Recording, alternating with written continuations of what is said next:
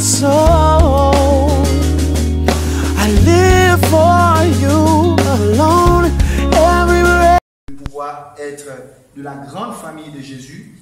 Et ce soir, le Seigneur me fait la grâce par son serviteur. Donc je bénis déjà Dieu pour le Père de la maison, le pasteur Donald Soro, qui renouvelle sa confiance et qui me permet d'intervenir ce soir. Et tous les assistants, bien sûr, donc ses collaborateurs. Alors ce soir, sans plus tarder, nous voulons échanger sur un thème qui va faire du bien à quelqu'un, qui va nous rapprocher plus de Dieu, qui va nous permettre de pouvoir prendre conscience de certaines choses. Et mon thème ce soir est l'Holocauste de Saül. L'Holocauste de Saül. C'est dans le livre de 1 Samuel 13, du premier verset jusqu'au 13e verset. Nous n'allons pas tout lire. Voilà, je lirai au fur et à mesure pendant le message, mais vous pourrez lire à la maison tous les versets. Alors, je vais simplement revenir sur le contexte pour nous aider à cause du temps. Saül fut le premier roi en Israël. Voilà, comme vous connaissez pour certains qui connaissent l'histoire. Saül fut le premier roi en Israël. Et après 2 ans seulement de règne, Saül va être confronté à un combat, à une guerre contre les Philistins. Les Philistins, à cette époque, c'était le peuple qui était des ennemis du peuple d'Israël, donc des Israélites. Et ils vont être confrontés à une guerre. Donc, comprenez qu'après 2 ans de mandat à la royauté, une guerre surgit. Saül n'a pas encore affermi son royaume. Saül n'a pas encore vraiment fait asseoir son règne. Et tout de suite, survint une guerre. Et dans cette guerre-là, il y a quelque chose et il y a beaucoup d'enseignements, beaucoup de points que j'ai tirés de cette guerre. D'où mon thème, l'Holocauste de Saül. Vous savez, dans la vie d'un homme, il y a des périodes de visitation, il y a des périodes de combat. La période de visitation, c'est une période où vous avez l'impression que tout va bien, vous avez l'impression que vraiment, à la maison, le congélateur est plein, vous avez de l'argent, vous avez... À un moment, tu te demandes même que je vais prier encore pour toi. Vraiment, le Seigneur t'a visité. Et il y a une période également, les périodes de combat. Ces combats, parfois, sont causés parce que nous avons manqué de sagesse. Et ces combats sont aussi parfois une étape, parce que le Seigneur veut nous préparer à aller à une autre dimension.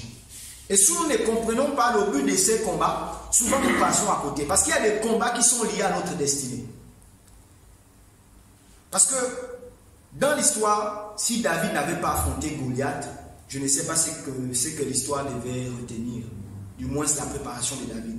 Donc, il y a des combats qui sont liés à votre destinée.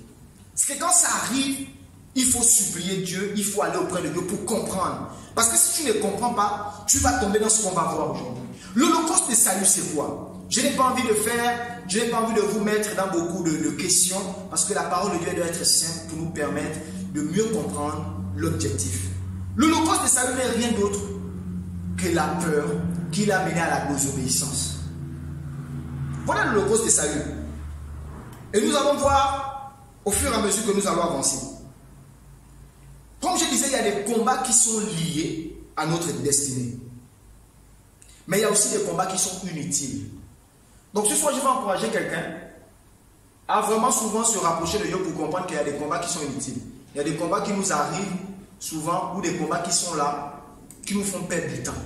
Et il est important d'être toujours auprès de Dieu pour savoir que ça c'est un combat inutile, je n'ai pas du temps à perdre là. Mais il y a des combats qui sont importants parce que ces combats nous permettent de rentrer dans une autre dimension. Et le combat qu'avait Saül était un combat quand même décisif, était un combat assez important pour lui. Parce qu'il fallait affermir son royaume. Mais pendant ce combat, quelque chose va se passer. La Bible nous dit que les Philistins étaient un peuple vraiment très nombreux. C'était un peuple très nombreux. Quand vous allez lire à la maison, vous allez comprendre que la Bible nous dit même qu'ils étaient comme des grains de sable de la place. C'est-à-dire qu'on avait du mal à les compter, ils étaient très nombreux, les Philistins. Et Saül n'avait entre ses mains que 3000 personnes, dont lui-même il avait 2000, et son fils Jonathan avait aussi une part. Et pendant ce combat, la Bible nous dit que lorsque Israël a vu l'arrivée des Philistins, Israël a commencé à trembler. Tous ceux qui étaient proches de Saül ont commencé à trembler. Et c'est alors que le Seigneur, parce que pendant cette guerre, le Seigneur va se révéler au prophète Samuel, et il va dire à Samuel de dire au roi de ne pas commencer la guerre jusqu'au 7e jour. Comme je disais, si nous lisons tout, nous n'aurons pas assez de temps. Donc quand vous allez lire à la maison, vous allez comprendre que je suis juste en train de faire un débrief du contexte. Et Saül va attendre pendant les 7 jours. Et après les 7 jours, c'est vraiment ce qui a beaucoup attiré mon attention. Après les 7 jours. Parce que jusqu'au 7e jour, Saül a attendu. Mais au 7e jour, lorsque les Philistins étaient en train d'arriver, Samuel qui avait dit qu'il devait arriver au 7e jour pour pouvoir offrir l'holocauste, donc offrir l'offrande avant le combat, n'était pas encore arrivé. Et Saül va avoir peur. Saül va avoir peur. Et je pense qu'à la place de Saül, tous nous aurons peur quand même.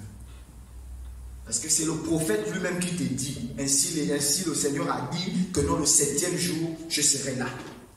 Mais jusqu'au 7e jour, en matinée, Samuel n'arrive pas. Et les Philistins sont en train d'arriver. Le peuple regarde Saül et le peuple est en train de trembler de tous les côtés. Ah, bien aimé. Souvent, je dis ces expériences, ah Seigneur, ces expériences sont assez compliquées. Tu as tout un peuple qui te regarde et tu as loin de Dieu, tu as la parole de Dieu. Dieu t'a dit c'est ça. Et au moment où ça arrive, tu as l'impression que c'est comme si Dieu, c'était pas Dieu qui avait dit ça. Saül se retrouve dans le que faire. Saül ne sait quoi faire. Et Saül décide lui-même de pouvoir apporter l'holocauste. Au verset 9 de 1 Samuel 13, nous allons quand même le lire. Saül dit alors, on va revenir à partir du verset 8. Saül attendit 7 jours conformément au délai fixé par Samuel. Donc c'est que le prophète l'avait dit. Et le prophète, on savait qu'à ce temps, le prophète parlait parce que Dieu l'avait dit. Mais celui-ci n'arrivait pas à Gilgal et le peuple se dispersait loin de Saül. Saül dit alors, amenez-moi les victimes de communion, et il offrit l'holocauste. Et il finissait par offrir l'holocauste sans que Samuel ne puisse arriver. Mathématique, c'est l'holocauste de Saül. L'holocauste de Saül, premièrement, c'est la peur. Son holocauste était bâti sur la peur. L'holocauste de Saül était bâti sur la peur.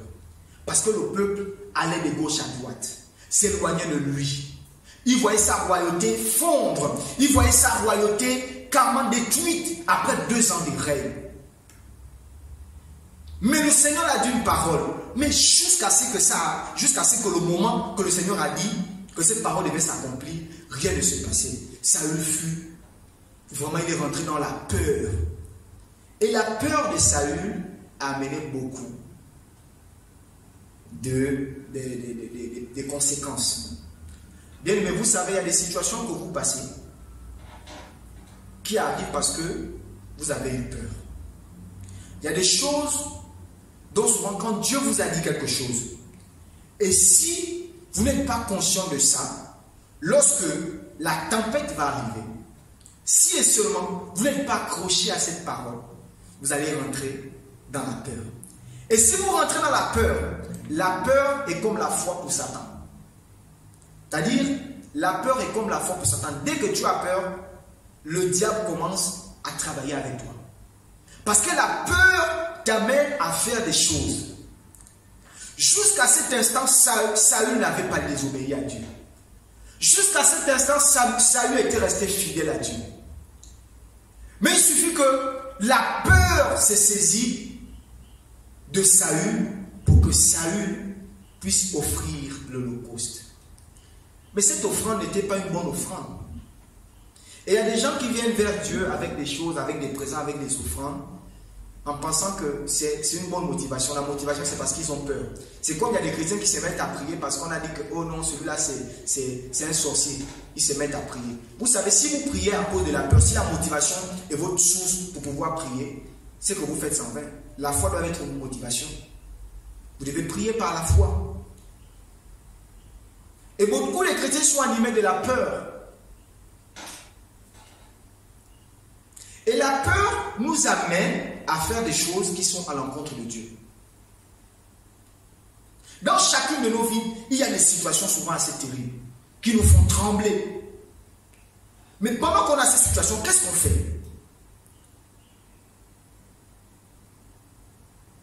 Jésus lui-même, il a eu peur. Jésus lui-même, il a eu la pression.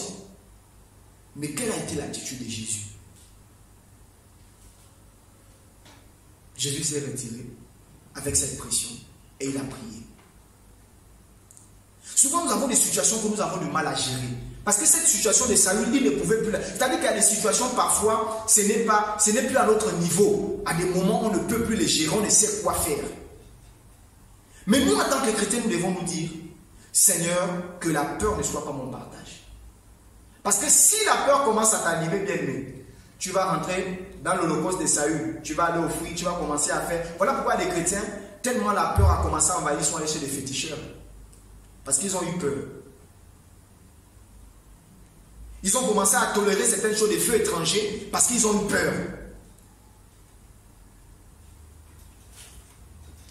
Tu vois ton directeur, et là il te propose, il te dit, bon, tu as vu comment ton directeur a fait le détournement. Et quand on arrive, tout le monde est là. Toi, tu es chrétien. Et lui sait que toi, tu as vu. Et l'entreprise est en train de tomber parce que lui. Et il y a des personnes parfois qui se font corrompre à cause de la peur. Des chrétiens qui se font corrompre à cause de la peur. Des chrétiens qui vendent leur valeur à cause de la peur. Des chrétiens comme Pierre qui renient leur valeur chrétienne à cause de la foule qui est là. Lorsque tu as peur, qu'est-ce que tu fais? Est-ce que tu fais comme Saül, ou est-ce que tu fais comme Jésus? Saül avait peur et la peur arrive à tout le monde. Mais qu'est-ce qu'on fait lorsqu'on a peur? Vous savez, si vous ne savez pas gérer les pressions, vous allez inviter et vous allez faire entrer des feux étrangers dans vos vies, dans vos foyers, dans vos familles. Vous allez faire entrer des feux étrangers. J'ai vu des chrétiens, parce qu'ils ont eu des physiques nocturnes, et du coup on a dit ça, c'est un guérisseur. Et ils sont partis se faire soigner parce que la douleur était là.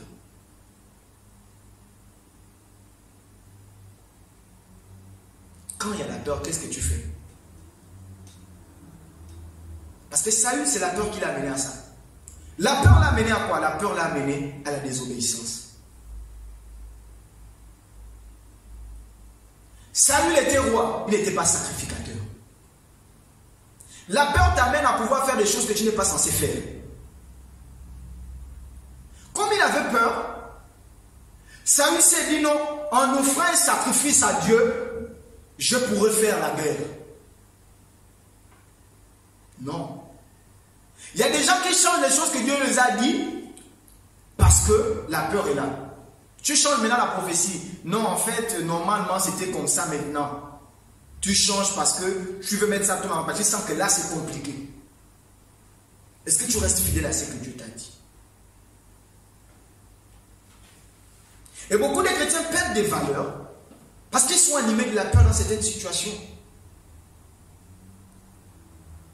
Vous imaginez que vous êtes en face de toute votre famille et toute la famille a décidé ceci, mais toi, ça ne part pas avec tes valeurs chrétiennes. Et il y a des personnes qui sont laissées corrompre. La peur nous amène à la désobéissance. On ne se contrôle plus. On ne voit plus l'effet après de ce qu'on est en train de vouloir faire.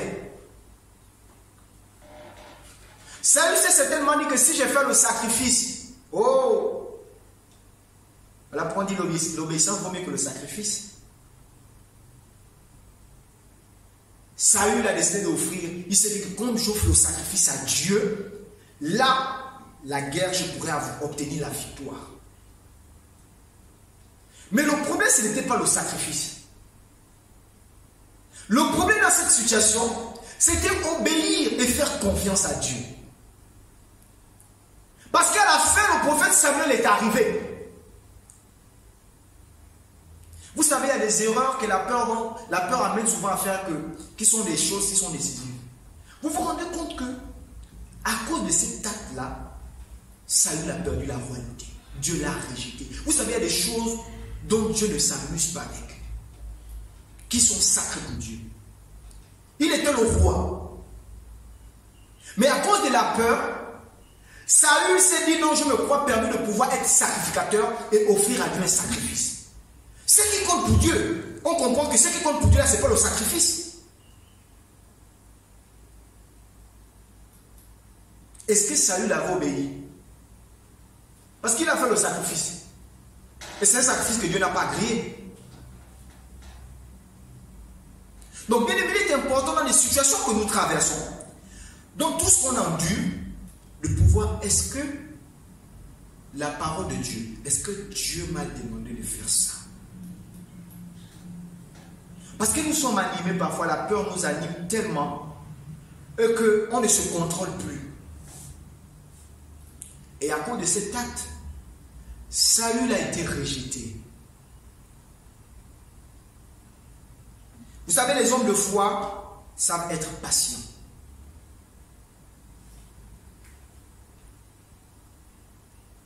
Saül, c'est un personnage que j'étudie beaucoup. Depuis un moment, j'étudie beaucoup parce que, vous savez, c'est quelqu'un qui au début avait l'esprit de Dieu. Parce que dans 1 Samuel 10 au verset 6, la Bible me dit qu'il a été saisi de l'esprit de Dieu. Donc il avait l'esprit, Saül. En fait, on peut être chrétien, on peut avoir l'esprit. Mais quand ces choses arrivent, est-ce qu'on arrive à laisser Dieu nous gérer? C'est ce qui a manqué à Saül. Et on a beaucoup de chrétiens qui font des offrandes, qui font des holocaustes comme Saül. Des holocaustes qui sont remplis de la peur, qui sont remplis de désobéissance. Voilà pourquoi on dit l'obéissance vaut mieux que le sacrifice.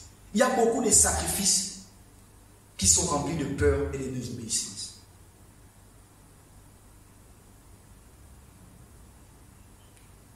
Les hommes de foi, ils savent être patients. Vous savez, le temps de Dieu n'est pas notre temps. La Bible dit que cette promesse, même si elle tarde, c'est-à-dire même si elle tarde, en fait, en fonction de notre temps, elle peut tarder. Mais ma Bible me dit, elle finira par s'accomplir. Si Saül avait compris ce principe, il ne devait pas tomber dans cette holocauste de la peur et de la désobéissance qui a voulu sa chute et la peine du royaume. Et il y a beaucoup qui ont perdu l'esprit de Dieu comme ça. Il y a beaucoup, même des hommes de Dieu, qui ont bien commencé le ministère. Mais à cause de certaines situations de peur, ils sont rentrés dans l'holocauste de Saül. Il y a beaucoup de bien-aimés qui ont bien commencé leur foi. Mais à cause de certaines situations qu'ils ont traversées, ils sont rentrés dans ça. Bien-aimé, ce soir, je vais t'encourager à pouvoir être un homme, une femme de foi, qui sait être patient. D'ailleurs, c'est un fruit. Qui sait être patient. Parce que le temps de Dieu n'est pas notre temps. Saül s'est dit, mais le 7e jour est arrivé, Samuel n'arrive pas toujours. Mais cette situation était une situation assez terrible. Si on ramène à notre contexte, c'est assez terrible. Parce que ce n'est pas des situations, c'est vrai que nous lisons, mais ramener à notre contexte, c'est tellement terrible. Et ce n'était pas facile pour Saül. Mais les hommes de foi, dans les moments difficiles, ils gardent la foi. Amen. Ils gardent la foi. Donc la foi, la peur amène beaucoup de gens à pouvoir changer ce que Dieu les a dit, quoi. Dieu t'a dit c'est comme ça. Mais quand tu sens que, oh voilà, tu changes maintenant, non, en fait, je pense que là c'est maintenant plus clair. Là je pense que Dieu voulait que ça soit comme ça. En fonction de nos émotions et de ce qu'on veut. Parce que Saül, il voulait garder le royaume. Saül, il voulait affermir son royaume. Parce que ce combat était un combat assez décisif pour lui. Mais vous savez, les mêmes gens qui étaient là qui criaient Saül, ce sont les mêmes gens qui ont amené Saül à ça, à pouvoir offrir cette offrande-là à Dieu. Souvent, il est important de s'attacher à ce que Dieu a dit, peu importe ce que les gens peuvent faire autour de toi. Parce que dans l'holocauste de Saül, il y avait son entourage qui a joué un grand rôle. Il a regardé comme ça, le peuple commençait à se disperser. Il perdait la royauté. Et souvent, il y a des avantages qui sont prêts à partir. Il y a des avantages qui sont là. Mais entre ces avantages et ce que Dieu t'a dit, qu'est-ce que tu fais? Il y a des propositions qui sont là. Il y a des choses qui sont là. Mais entre ces avantages et ce que Dieu t'a dit, qu'est-ce que tu fais? Parce que Saül, lui, il a vu le royaume. Saül a vu le royaume. Saül a vu le royaume. C'était seulement 2 ans. 2 ans. Nous voyons même dans nos pays. Chez nous en Afrique, ici, on fait même 20. Nous voyons dans nos pays. C'est-à-dire que, généralement, même aux États-Unis, les présidents, ils veulent au moins faire 2 mandats pour pouvoir plus ou moins réaliser quelque chose. Mais tu n'as que 2 ans de royauté. Donc vous comprenez que Saül voulait vraiment faire asseoir. Et le soir, il était le premier roi. Donc c'était un défi immense pour Saül. Il y a des choses comme ça. Tu es près du licenciement. Parfois, les affaires, il y a un gros chiffre d'affaires qui est proposé. Il y a vraiment quelque chose d'assez grand qui est là. Mais est-ce qu'entre ça et ce que Dieu t'a dit, est-ce que ça va? Beaucoup de gens se retrouvent dans le Dieu m'a abandonné. Beaucoup de gens se retrouvent dans oh Seigneur, comme Saül, et ils reviennent. Oh, ils reviennent maintenant sur Saül. Oh, chez Samuel. Oh Samuel, oh Samuel. Et les hommes de Dieu souffrent. Après ils reviennent. Oh pasteur, oh voilà. Non, c'est parce que tu n'as pas mis ta foi. La peur t'a tellement envahi que tu te disais que là c'est fini. Jésus dans la barque. Oh! Les disciples se disent, mais là, c'était compliqué. Là, c'était la fin. C'est pour nous amener à comprendre que si Dieu t'a dit quelque chose, bien-aimé, attache-toi à cette parole. Attache-toi à cette parole. Parce que la désobéissance, c'est le péché. Saül n'a pas couché avec une autre femme. Saül n'a pas fait quoi que ce soit. Mais Saül, la peur a amené Saül à désobéir à Dieu. C'est-à-dire qu'il y a des gens, comme disait l'homme de Dieu qu'on échangeait hier, que à partir du moment où tu te sanctifies à cause de ta congrégation religieuse, tu finiras par tomber. Mais quand tu te sanctifies par amour de Christ, à un moment tu sens que ces forces là. Mais quand tu regardes l'amour que tu as pour Dieu, tu dis non. Mais si c'est pour l'église, à un moment tu dis bon, ok, je vais faire. Bon, le pasteur n'est pas là. Bon, l'ancien n'est pas là. Bien aimé, il est important de pouvoir faire quelque chose parce que Dieu nous a demandé de faire. C'est très important. Saül s'est retrouvé dans une posture très mauvaise qui l'a mené à désobéir. Pendant que je méditais, je disais, mais Seigneur, Saül, il n'a même pas fait comme David. David a tué la femme de l'autre. Il a d'abord tué quelqu'un, il a détourné la femme de l'autre. Mais Seigneur, logiquement, selon la logique des hommes, Saül doit être pardonné. Parce que Saül a fait que, on va dire, si on essaie de mesurer les autres selon les hommes, on dit, mais non Seigneur, tu ne peux pas rejeter Saül. Et lorsque David fait ça, tu ne rejettes pas David. Ah, bien aimé, c'est important de comprendre que la peur peut nous amener à faire des choses qui sont assez décisives dans nos vies. Quand tu as l'oppression, quand tu as peur, qu'est-ce que tu fais? Quand il y a des choses que tu n'arrives pas, que tu ne maîtrises pas, qui te dépassent maintenant, qu'est-ce que tu fais? Quotidiennement, nous devons manifester Christ. Quotidiennement, nous devons vivre Christ. Et pour vivre Christ, nous devons être capables de pouvoir manifester la tempérance quand il y a l'oppression. Ce n'est pas quelque chose qui vient comme ça. Non. Et aussi longtemps que vous allez vous laisser environner par la peur, vous allez tomber dans le flanc de Saül. Vous allez commencer à faire des choses pour Dieu avec la peur. Et Dieu n'agrée pas ça. Dieu n'agrée pas ses offrandes. Oh, vraiment, quand tu commences à faire les choses, tu commences à venir à l'église, sinon tu as peur que le pasteur va t'appeler, mais pourquoi tu ne viens pas? En fait, quand tu viens là, c'est pour que le pasteur ne t'appelle pas. Tout ce que tu viens faire là, c'est plus agréé. Quand tu viens, sinon les frères et sœurs vont te dire, mais pourquoi tu n'es pas là? Pourquoi tu n'es pas là? Tu ne sais même pas pourquoi tu viens. Saül ne savait pas que non, il ne pouvait pas offrir cette offrande à Dieu. Le problème là, ce n'est pas une affaire d'offrande. Parce que le prophète ne l'a même pas dit que non, on va offrir l'offrande. Le prophète l'a dit, je viendrai le 7e jour. Mais Saül a pris la résolution. Il s'est dit que non, comme c'est le sacrifice. Et les gens se disent que non, comme c'est la prière. Mais vos prières là, ce sont des prières qui ne sont pas agréées. Il s'est dit non, comme c'est l'offrande. Comme c'est une grosse offrande, Dieu. Ah, les amis, vous passez à côté. Saül s'est dit, comme c'est le sacrifice, oh, Dieu va me donner la victoire. Mais laissez-moi vous dire que vous passez à côté de beaucoup de choses. Et quand vous faites ça, Dieu n'agrée pas. Parce que laissez-moi vous dire qu'il y a des offrandes que Dieu n'agrée pas. S'il n'a pas agréé, c'est une des Caïens, ça dit qu'il y a des offrandes que Dieu n'agrée pas. Il y a des adorations que Dieu n'agrée pas. Il y a des sacrifices que tu fais. Pour toi, tu as fait un sacrifice, mais devant Dieu, c'est vraiment zéro.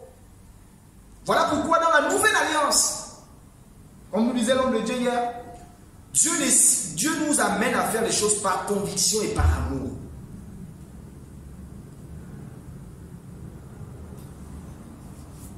Sinon, on tombe dans le fait de pouvoir, on se dit que non, si on fait ça, ça va produire ça.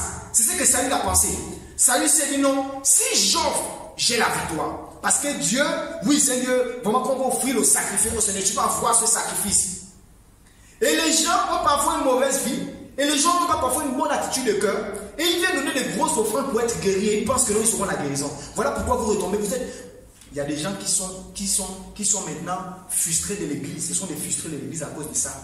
Ils se sont dit à coup sûr, si j'ai fait cette grosse offrande, vraiment, oh, Dieu va instantanément me bénir, Dieu va me faire ça. Mais non, Dieu n'a pas besoin de ça. Il est important de comprendre ça, bien aimé. Et le roi Saül va perdre sa royauté. Parce que la peur a déclenché tout un processus. Il y a des gens à cause de déceptions, ils se sont mis à aller. Il y a des gens, parce que moi j'en ai vu, des chrétiens, lorsqu'ils sont déçus, ils écoutent la musique du monde. Genre, c'est comme leur consolation. Il y a des gens, lorsqu'ils sont déçus, lorsqu'ils n'arrivent plus à gérer certaines choses, même les chrétiens, ils repartent dans la boisson. Donc quand ils commencent à faire une dépression, ils repartent dans la boisson. Bien aimé, tout ça ne va pas arranger le problème. Quand ça arrive, comme Job, Job a perdu tout en l'espace de quelques temps. Mais comme Dieu s'élève toujours le dernier, c'est une parole qu'on a souvent du mal, on chante, mais qu'on a du mal à prendre conscience de ça. Et Saül n'a pas pris conscience de ça. Saül s'est dit, on est au 7e jour, et là ils sont en train de perdre le royaume. Et donc, je préfère faire maintenant mes solutions personnelles. Et il y a des gens qui, lorsque la chose arrive, ils se confient à eux-mêmes. Mais ma Bible me dit malheur à l'homme qui se confie à lui-même. On se confie à nous-mêmes. On décide de chercher d'abord nos solutions personnelles au lieu de consulter Dieu.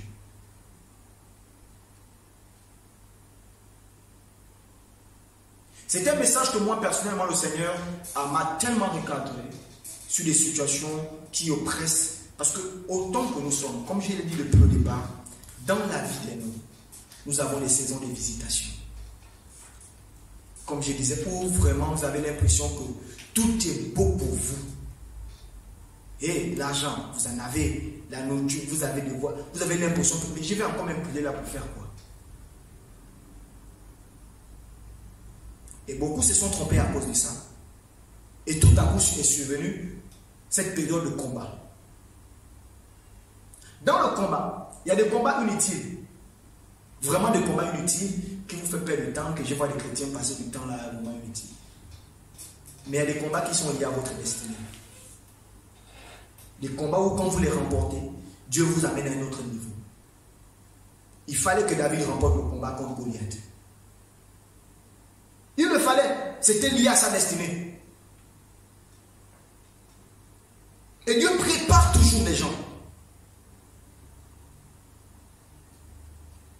Avant de mettre à une autre dimension quelqu'un, avant d'exposer, si je peux le dire ainsi, quelqu'un, Dieu se permet de te préparer quelque part.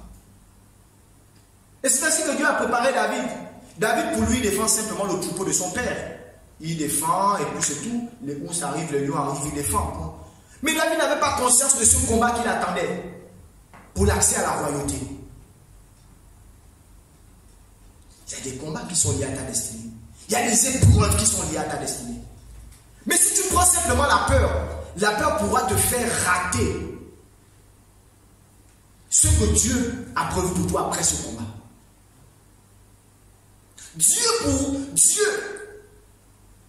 vraiment, tu vas passer à côté parce qu'il va te dire, mais comment il a pu rater cette épreuve? Parce que même, aujourd'hui, nous voyons dans la vie que même pour faire le bac c'est quoi? On apprend toute une année. Logiquement, on peut remettre quelqu'un le diplôme de baccalauréat avec les moyens de classe. Non, c'est dit, on fait une épreuve pour passer à ce niveau-là. Et Dieu nous fait passer par ces preuves-là pour pouvoir passer à un autre niveau. Et quand tu ne comprends pas ça, tu te saisis de peur. Tu rentres comme Saül et tu offres à Dieu des offrandes qui sont des offrandes outragées, des offrandes de désobéissance. Et tout à coup, toi qui étais bien, tu as l'impression que tout devient sombre. Tout devient sombre parce que tu n'as pas été sage, comme nous sommes en train de voir. C'est un enseignement très bénéfique que nous voyons actuellement. Parce que tu n'as pas été sage, parce que tu n'as pas compris, tu n'as pas considéré la parole que Dieu t'a dit. Dans les enseignements que nous voyons sur la sagesse, nous avons dit, pour être sage, il y a la connaissance. Et l'homme disait, il y a la connaissance, il y a la parole de Dieu, et même ce qui est. Si seulement tu reviens sur la parole que Dieu t'a dit, sur cette connaissance-là, tu vas te dire, hey, attention, je suis en train de vouloir faire quoi? Mais beaucoup dans ces moments-là, la parole de Dieu devient, on a plus la parole de Dieu là sur nous, et puis on fait ce qu'on pense. On a maintenant nos expériences. Et puis beaucoup, ce n'est pas mauvais. On va chez l'homme de Dieu nous donne son expérience. Et puis on décide de faire ce que l'homme de Dieu nous a dit en fonction de son expérience. Parfois qui est l'encontre. Parfois c'est Dieu qui l'a orienté et puis Dieu te donne une parole au travers de l'homme de Dieu. Mais parfois c'est à l'encontre même de ce que Dieu fait. Donc ce soir, bien aimé, je t'encourage. Vous savez, le but de tout enseignement, c'est de pouvoir nous permettre d'acquérir certaines connaissances de la parole de Dieu pour déjà plus nous rapprocher de Dieu et pour nous pouvoir de mieux vivre encore sur la terre. Donc il y a des choses qui te sont arrivées parce que tu as eu peur. Ça a été plus ou moins les conséquences de ta peur autrefois. Pierre a commencé à marcher sur les eaux. Dès qu'il a lutté, la peur est arrivée. Oh! Tout à coup. Et il y a des gens comme ça. Parfois, Dieu te fait vraiment, tu es dans la saison de visitation, à un moment, tu es là, tu es tellement dans le nuage que tu dis, oh, moi, je marche sur les eaux. Vraiment, à un moment, tu es là, tu dis, ah, mais Seigneur, vraiment, de plein, je comprends plein. Malgré mes charges là, mais j'arrive à faire des économies, mais vraiment, c'est bien. Et puis, à un moment, vraiment, tu te crois maintenant, et puis, tout à coup, boum, oh, tu commences à perdre la foi, et puis le doute arrive. C'est comme ça que Pierre a, il a commencé à marcher. Pierre s'est dit, oh, donc je peux marcher sur les eaux. Oh, vraiment.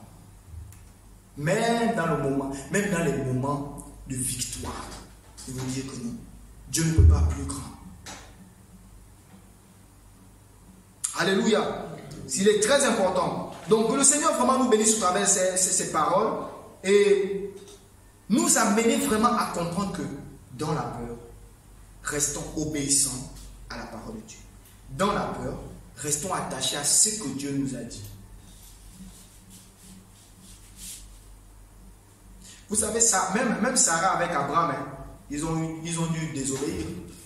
Sarah a dû proposer à son mari de faire l'enfant avec sa servante, alors qu'on avait dit que tu devais avoir l'enfant. C'est-à-dire qu'il y a des gens qui sont tellement impatients. Et l'impatience là vous amène à faire des choses. Il y a la peur et l'impatience qui nous amènent à désobéir. Il faut vraiment qu'on retienne ça ce soir. La peur et la patience nous amènent à désobéir.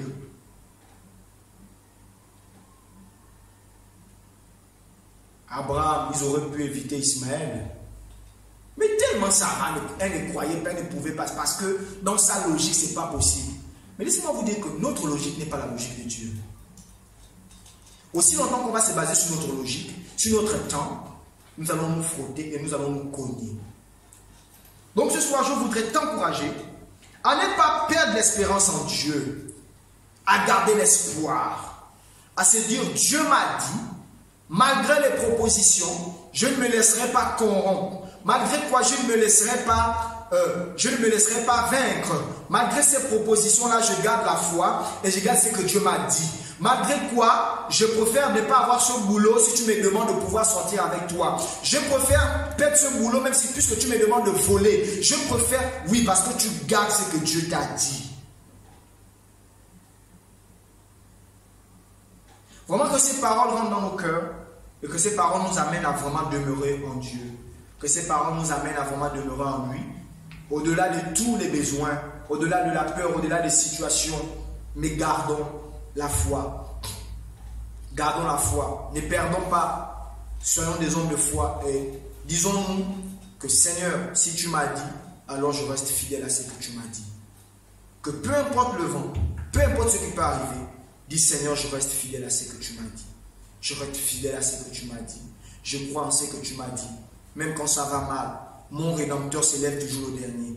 Dieu ne s'élève pas toujours le premier. Il ne s'élève pas le premier. Il ne s'élève pas le deuxième. Il ne s'élève pas le troisième. Il est l'alpha et il est l'oméga. L'oméga, ça veut dire la fin. Donc Dieu vient toujours le dernier. Job a dit non, mon Rédempteur, je sais qu'il est vivant. Et il s'élèvera toujours le dernier. C'est lui qui a le dernier mot. Donc peu importe ce qui peut arriver, peu importe ce que tu peux traverser, dis-toi, mon Rédempteur est vivant et il a le dernier mot. C'est par ces paroles que je finis ces moments, que vraiment le Seigneur nous aide davantage à pouvoir croire et rester fidèle à sa parole. Amen. Nous allons prier. Nous allons élever nos voix déjà et bénir le Seigneur pour sa parole. Seigneur, merci pour ta parole. Merci Seigneur parce que ce soir, tu nous as permis de comprendre Seigneur que la peur peut nous amener Seigneur à désobéir à toi. Seigneur, tu nous as amené à comprendre ce soir que dans tout ce que nous devons faire, Seigneur, nous ne devons pas être animés de la peur, ni de l'excitation Seigneur, mais nous voulons croire à ce que tu nous as dit Seigneur. C'est pourquoi Seigneur, aide-nous à être fidèles à ta parole. Aide-nous à être fidèles à ta parole. Merci Saint-Esprit. Alléluia. Nous allons prier, nous allons dire Seigneur, que la peur, même lorsqu'elle arrive, nous voulons être fidèles à ce que tu nous as dit. Nous avons des situations souvent qui sont difficiles, comme celles que nous n'arrivons pas à gérer. Parfois, oui Seigneur, les enfants peuvent tous tomber malades, nous ne savons pas quoi faire. Et puis nous nous faisons des propositions que non, il y a un guérisseur. Oui, parfois nous sommes là financièrement, c'est difficile. Et puis nous avons des propositions de voies de détournement. Mais nous voulons dire Seigneur, dans ces situations, nous voulons garder ta parole, nous voulons garder les valeurs.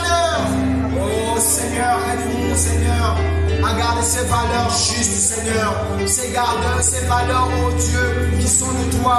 Aide-nous, Seigneur. Aide-nous, Saint-Esprit. Aide-nous, Papa, à garder, oh Dieu, cette principe. Je t'en supplie, El Shaddai, Adonai, Dieu puissant, le Rédempteur.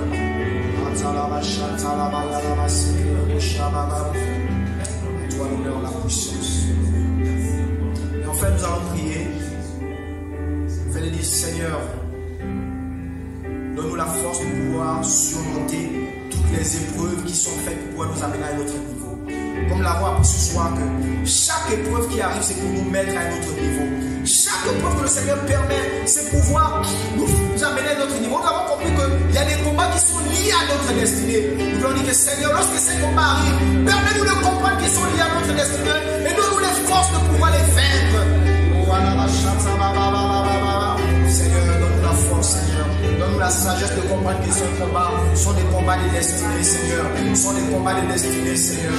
Sont des combats liés, Seigneur, à notre destinée. Je t'en supplie, Seigneur. Je t'en supplie, Seigneur. Donne-nous la force. Alléluia. À toi l'honneur, la louange et la majesté. Merci pour ta présence. Merci, Seigneur, ce soir parce que tu nous as fait du bien. Merci, Seigneur, pour nos bien-aimés qui nous ont suivis en ligne, pour ceux qui vont nous regarder en différé, Seigneur. Que ta parole reste dans nos cœurs, qu'il demeure, Seigneur. À toi la louange, la majesté, au siècle des siècles. C'est au nom suprême de Jésus que nous venons de prier. Amen.